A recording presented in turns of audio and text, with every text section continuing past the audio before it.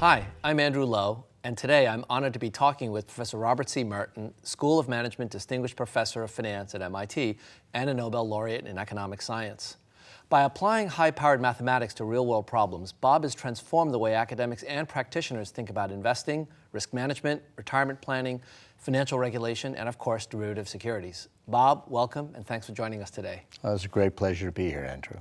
What does finance and financial innovation mean for society? Why is it important? Financial system is a very important factor in economic growth and development of an economy. My former professor, colleague, and Nobel laureate Bob Solow showed more than 60 years ago that it wasn't population growth or even frugality and saving that drove growth, but technological progress. And another laureate, economic historian Douglas North, showed that having a well-functioning financial system was critical to this development. When you put the two together, you can see sort of why one of the important roles of the financial system. You can have all the technology you like sitting in MIT labs, but if it's going to affect economic growth and development at the level of the whole country, that technology has to find its way into broadly implemented throughout the economy. In order to get that done, you need to get the resources and so forth to actually finance and have that happen. So the financial system is a critical element for our society.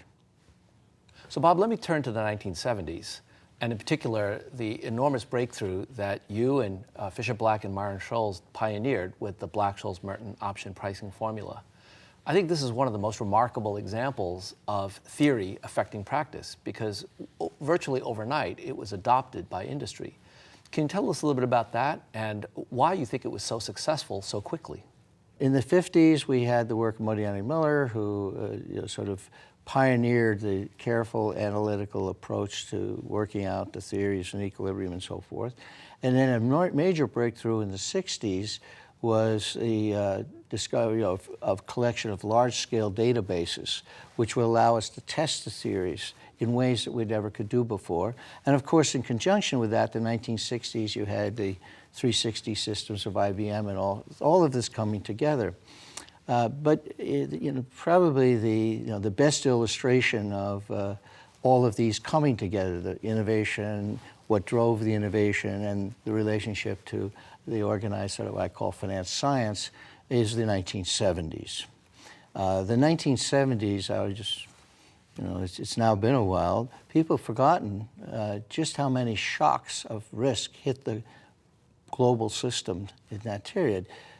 Just for a list for you, Bretton Woods, which had established how all the currencies of the world operate with one another since the 1940s, just blew up and came apart. Suddenly we had currencies changing all over the place, which we had never had, or hadn't had to deal with in decades.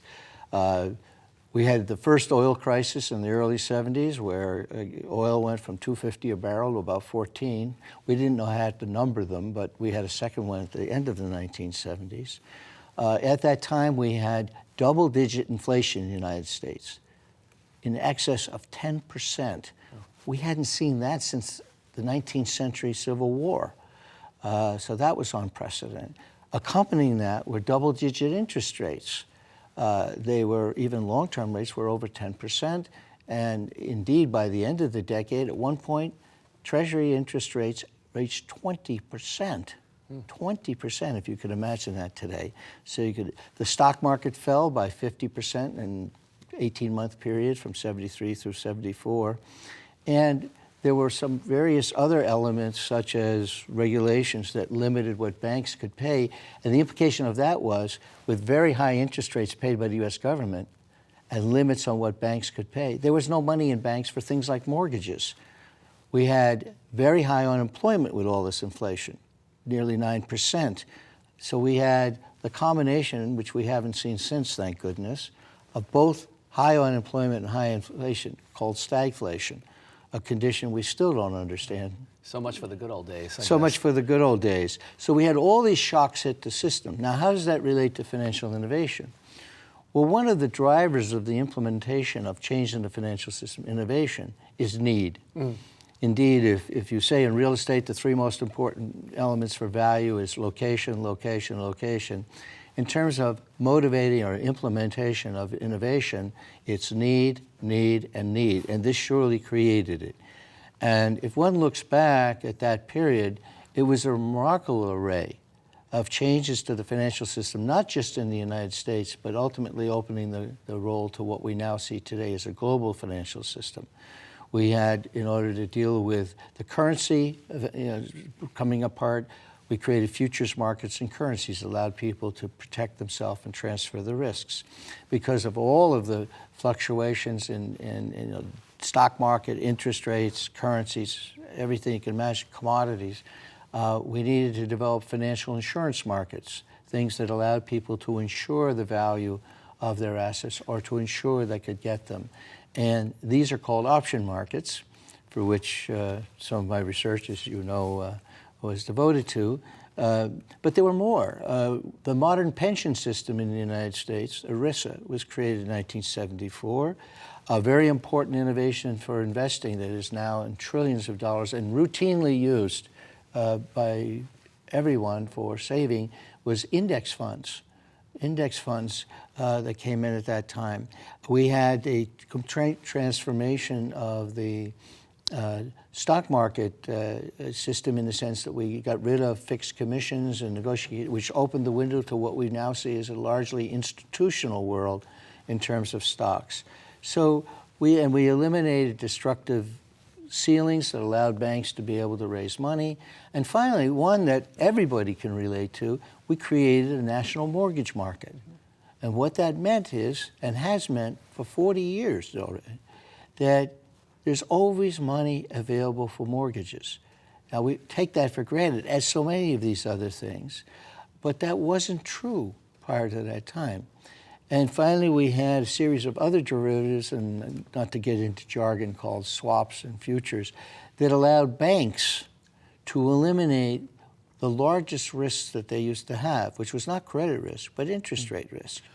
So Bob, in the backdrop of all of these tumult and innovation, I want to come back to one of the most important contributions that you and co-authors have made during that period of time, which of course is the Black-Scholes-Merton option pricing framework for really thinking about not only options but all kinds of derivatives. Because I think in the history of the social sciences, certainly in economics and finance, I can't think of any other theory that has been adopted so quickly by industry. I want to ask you about how you came upon that and whether or not you expected the kind of success that it achieved. I guess there's a good phrase that comes to mind.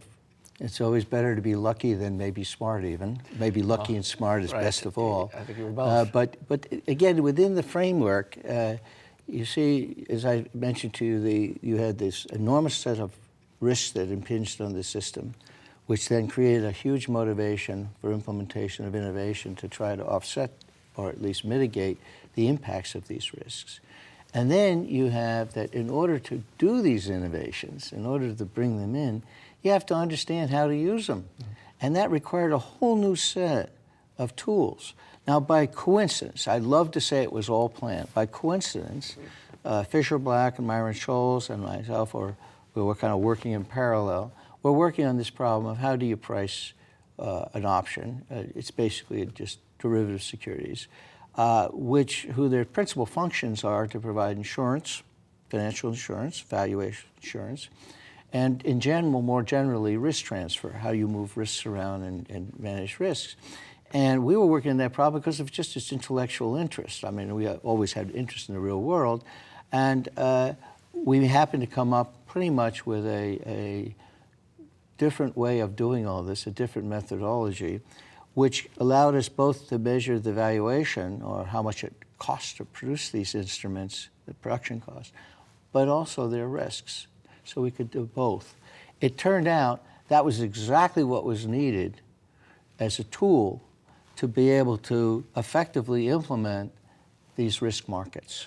So Bob, for our viewers, can you just give an example of what an option is and Sure. maybe how it relates to insurance? Well, you can see it as insurance. I'll give you a very specific example.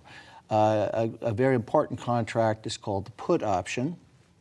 And its basic terms would say that if I own a put option, let's say on Microsoft stock, that would give me the right to sell Microsoft stock to whoever issued that contract to me anytime I want between now and whenever the option expired, maybe next June.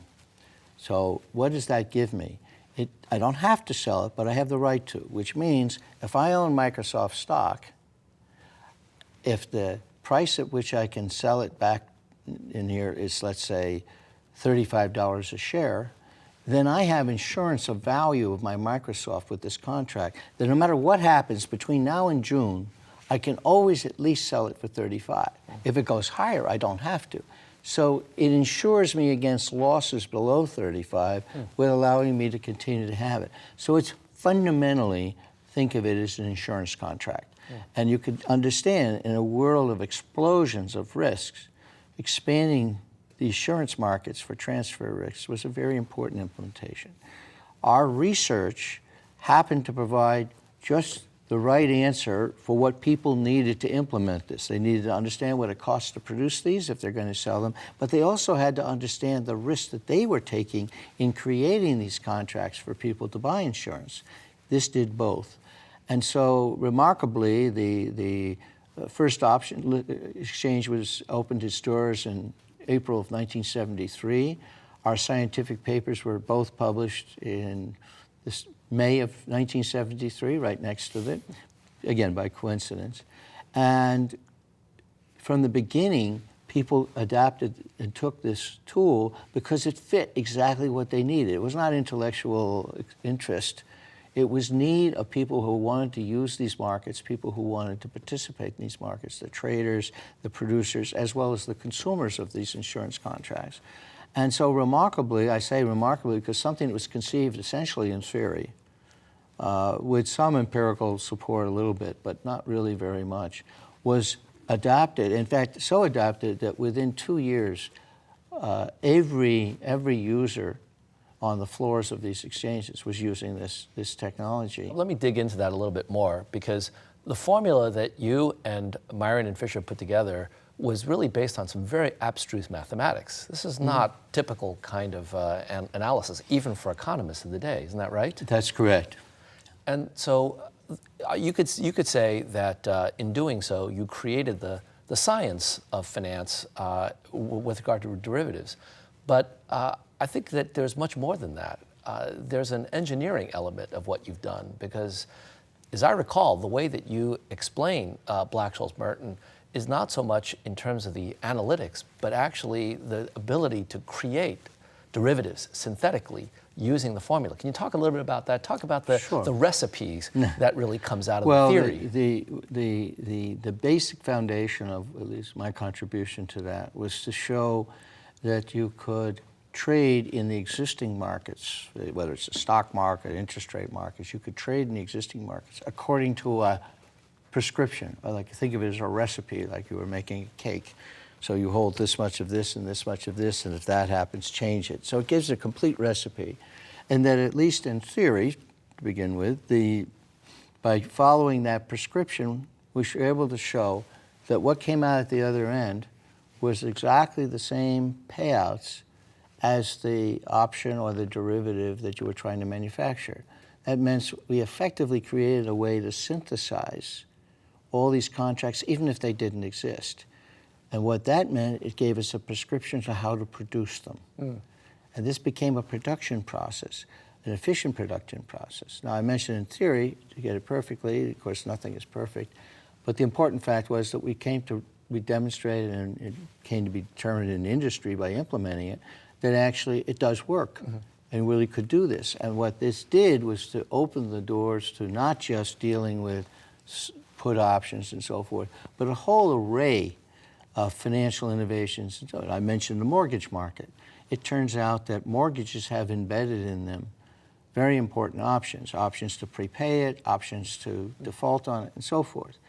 Once this mortgage market was created, in which billions, even into trillions of dollars had to be traded and the risk managed, these tools became invaluable that made it possible, practical, to create what was originally a national and now world mortgage market. So all of these things work together to create and really transform the financial system, but in the process transform how we do things and to create a set of benefits and efficiencies that we could use that are still being felt today. And indeed, this financial engineering, which is the implementation of the science into actually creating the innovation, has become a mainstay of how the whole industry works, of how we deal with it, including central banks and other government agencies when they perform investments. None of this would work today without these complex computer models and technologies and the finance technology that goes with them. And of course, all the data we have to collect to run them. Now, some people have argued that finance has been a tremendous value, but that at some points it can actually run into problems. And we've seen the financial crisis.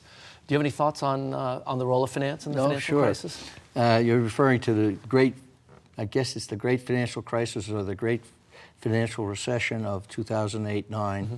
And no question, there were serious events that happened there. And people were very concerned, as they are with most every crisis. And I should say, and I mentioned the 1970s earlier in this interview, there was huge shocks there. So we've had crises before, and I dare say we will have crises in the future no matter what we do. And they're very serious and they're scary. In the 2008-2009 crisis, I'm not going to get into all the technical elements of it, it was raised the question of whether the finance system was perhaps dysfunctionally being used in ways to create complications and so forth, and that people didn't understand the system, and therefore the system was at risk. There's a part of that is surely true. One is that we always, in every profession, every time, have fools and knaves. Fools are people who don't understand what they're doing, and knaves who understand what they're doing but unfortunately misbehave. And I think we can all stipulate that we have to be on guard for them, and if we find them, get rid of them. No, that's not just in finance, that's anywhere. The world has changed in finance. It's become global. Everything is all going together. The speeds at which things are done, the degree of relative precision implied or used in terms of decisions of how much barriers you do, and all these things that we take for granted we use that are embedded in the thing, are much more complex today than they were in 1970 or certainly earlier in the 20th century. And what goes with that is that the people running it, the people who are building it, the people who are using it, and the people who are overseeing it, the regulators, the rules makers, and the managers who oversee all these people of the institutions that use them, all have to be much better trained. They have to understand the character and nature of the products and services and the systems that are being used. And they have to understand them at the level so that they can make decisions as to the limits and when those limits may be breached and what to do or what to be prepared for should that happen. These are huge decisions. They're very much analogous in my mind to something we're probably much more familiar with, is when we fly on an airplane. Mm-hmm. When we say, what's a good pilot or what's happened? We have a pilot, and as we all know today, the airplanes of 2000 and of the 21st century are certainly far more sophisticated and do more things than the airplanes of 40 years ago. Okay, that's the good news. They have computers now that that are so sophisticated, and telemetry and data and so forth, that with satellites and all, that they can fly themselves around and land and all that sort of thing. And that's wonderful. But what goes with that is, with all this complexity, you need a different kind of pilot than you needed in 1970. How so? In the way of the following, I'll tell you a little story. I landed in Geneva last year, and when we landed, it was a perfect landing. The pilot came on and said, "Ladies and gentlemen, I just want to tell you that I didn't touch the controls. The plane was completely landed by computer, and I thought I'd wait till we were on the ground to tell you." And I immediately thought, and I said, would I fly in this plane without the pilot? I said immediately, no. He said, let me think about it some more. And I thought, and I said, no. And why no? Because as incredibly sophisticated as this computer that runs the plane and all the telemetry that executes its commands, is it's a model. And all models are abstraction from complex reality. That's the nature of things. And I say a model doesn't even have to be a mathematical model. It could be the model in our head. But whatever we're using, in this case the computer, it's an abstraction. Therefore, if it's an abstraction, it's an incomplete description of reality. There are going to be circumstances where the most sophisticated of models, the most sophisticated of computers, the kinds that we fly in, will be outside of its range or realm of which it can handle it. Because there are things that it doesn't know how to deal with. To my knowledge anyway, the best thing to insert in such an unstructured situation that we know how is a human being. People seem to be pretty good at that, provided they have the right training. Right. They're not going to be very useful if they don't. So what's a good pilot today? Is it a Tom Cruise and Top Gun who could nerves of steel and being able to zoom around and so forth? No, that may have been at one time. The best pilot today is the person who understands that computer, that model, better than anybody on the planet, because the principal job of that pilot is to make the decision of when to override the computer, when to say, the systems normally work very, very well, but we are outside the realm of where I think it can take it, therefore I need to intervene. Right. That takes a very, very highly trained person to make that decision intelligently. That's a good pilot. Now, we would come back to your question about the financial system. We have a very sophisticated world financial system. Speeds of transmission and magnitudes and so forth are just mind-boggling. We're talking about things happening in milliseconds, some cases microseconds. We're talking about trading volumes on the futures exchange of a quadrillion. That's $1,000 trillion a year. Just incomprehensible in terms of things we ordinarily think in. Well, and most every day, it works very well. And we know it works well because we don't read about it. But sometimes conditions arise of which you can't handle it. It's at those moments that we have to be prepared to make the interventions. But to do that, the people who have to make that decision, and they will be people, whether there certainly be groups, but they will be people, need to be extremely well trained. They have to understand what's been going on, but they have to make that decision or sets of decisions of, one, that the system is not operating within a realm that you can rely on the current system, and then what to do about that. And that's a very demanding position, but one that's needed. MIT is not just a place where knowledge is created, it's a place where knowledge is disseminated. We teach. And MIT has a place, as do other universities and institutes, in training these people in finance to be able to have the knowledge base to oversee the system, I mean the regulators, the senior managers, okay, as well as those who operate the system, as well as those who use the system. And these people need to be highly trained. That's a role we play, and that's one that I'm very proud of. So in sum, on your question of crisis is terrible. We'll always have crises occurring no matter what we do, but we keep trying to improve. So that will be there. But we also should recognize that out of crisis, as bad as it is, often come great innovations that for decades to follow, we benefit from. You know, your airplane analogy reminded me of something that pilots often say to each other. They say that there are old pilots and there are bold pilots, but there are no old, bold pilots. And so human behavior in all of its guises is an important factor, and training, having the proper training is actually critical. It sounds to me like what you're saying is that the financial crisis wasn't a situation where we had too much finance, but rather we had too little finance. There was not enough financial training across the board. Is that right? I would say that's absolutely the case. The idea that it's dumbing things down or that common sense is a good way, as if people didn't exert that, I just think it's a fiction. It's a fantasy, and it's not really to be taken seriously any more than you would take it seriously that what we should just do is have someone in the pilot's cockpit looking at what the computer's doing and saying, I'm just going to use my common sense. So Bob, we're on the verge of having driverless cars. We obviously have planes that can land themselves. We've got a variety of automation throughout the economy.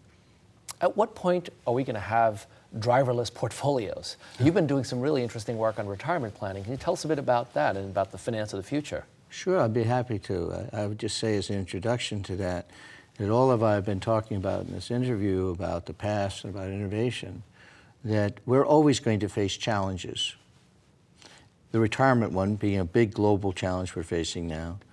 But that happily, in my view, most of these, while they're very complicated, I see them as engineering problems, not pure science problems. And what I mean by that is I believe we have the tools and knowledge to solve these challenges, to address them.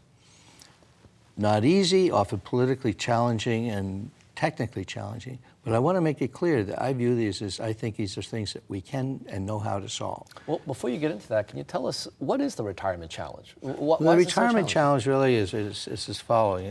It's well, everywhere in the world at every point in time, there's been a part of everyone's life that's referred as the retirement part of the life cycle. That's the period of which you're living after you no longer are working. And that's been around forever and will presumably always be. And so that's a fundamental economic function we need to solve. Why is the problem so big? Well, twofold.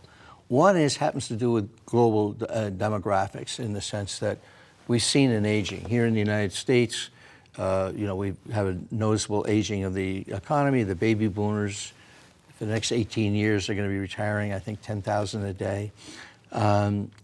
As much as the U.S. is aging, China is aging faster than the U.S., Korea is aging faster than China, Singapore is in there, just sticking with Asia, but it's also true in Europe, Japan, of course. So there's a demographic shift. But there's a second one. It's actually good news. Mm-hmm. The younger generations, each generation, is living longer around the world. That's good news. We have to pay for it, though. We have to pay for it, but sometimes when you listen to people talk about it, it's terrible. People are going to live too long. We shouldn't have stopped smoking. I mean, it's a silly, and so I want to preface this. I think this is a good thing. Mm-hmm. People are going to live longer. In fact, they're going to live longer, useful or potentially productive lives, relatively in good health, which is good because one of the very simple pieces of arithmetic is that if I used to work 40 years, say 25 to 65, and live on average 10 years, I had to pay for 50 years, 40 working plus 10 in retirement of consumption with 40 years of work. Mm-hmm. The arithmetic's pretty simple. Mm-hmm. To do that, I have to save 20. If I make 100, I have to save 20. Mm-hmm. I can consume 80. The other 20 I save, and then I pay for my 10 years. Mm-hmm. So I get to consume at 80, and I'm done. The next generation is going to live 20 years, an extra 10 years. Mm. Well, if they work the same as their parents or their older siblings, 40 years, now they have to pay for 60 years of consumption with 40 years of work. Mm-hmm. Well, the arithmetic's equally simple.